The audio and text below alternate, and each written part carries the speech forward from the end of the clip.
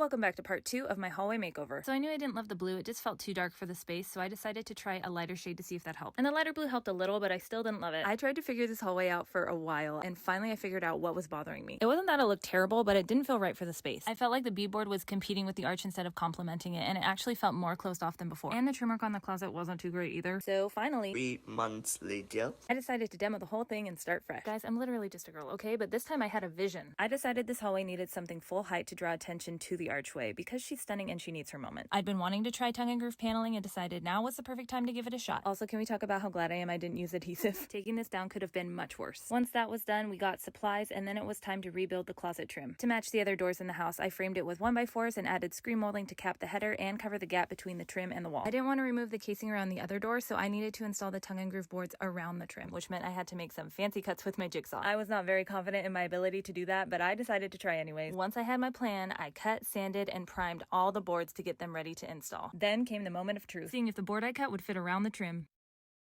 When I tell you this was one of the proudest moments of my life, I made sure that first board was level, then kept going from there. Each board has a tongue side and a groove side, so they slide together and lock in. I double checked that each board was pushed in all the way before nailing it down. And when there wasn't a stud to nail into, I angled 2 nails toward each other to keep it secure. This hallway was finally starting to come together. Stay tuned for part 3.